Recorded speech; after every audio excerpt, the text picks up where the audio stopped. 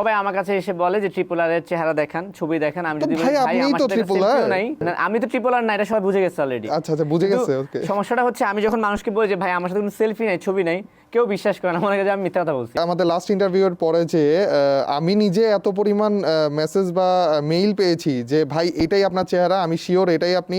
Even আমাদের ভিডিওটা public হওয়ার আগেও যে আপনার টি শার্ট নিয়ে মেবি একটা জিনিস ভাইরাল হয়েছিল, ওইটা থেকে ধরে নিয়েছিল যে আপনিই আমি। আচ্ছা, এই যে কিন্তু যখন পাবলিশড হয়ে গেল যেটা আমি না, তারপরে কি হয়েছিল, কি মেল আসলে এরপরে? তারপরে যে একটু একটু গালি খেতে হয়েছে, মানে আসলে ভালোবাসার গালি ছিল ওগুলা বলা যায়, কারণ ওরা ওদের মানে মন ভেঙে দিয়েছি এরকম কিছু একটা ওরা আসলেই ধরে নিয়েছিল। মানে আপনারা এমন ভাবে জিনিসটাকে সবার সামনে তুলে ধরেছিলেন যে মনে হয় হয়েই গেছে ফেস রিভিল, কিন্তু পরবর্তীতে যখন ওরা দেখলো না, তো একটু তো মন খারাপ মন হবেই। খারাপ হয়েছে। দায়ভার আমি একা নিব না, আমরা না, সঙ্গে আপনিও একটু একটু উস্কানি দিয়েছেন যে আপনিও আচ্ছা। দেখাচ্ছেন মেবি। আসলে আপনি ধরা দেন না কেন? আর এই যে এত ব্যাকুলতা মানুষের সৃষ্টি করলেন কিভাবে? আসলে ব্যাকুলতাই বলি বা আমাকে দেখারই বলি, এগুলো আসলে না। ভালোবাসা পেয়েছি ভাই, এক দুইজনের কাছ থেকে হোক বা যেভাবে যেই কজনের কাছ থেকে হোক, যেই ভালোবাসাটা পেয়েছি ওইটার পরিমাণ অনেক বেশি।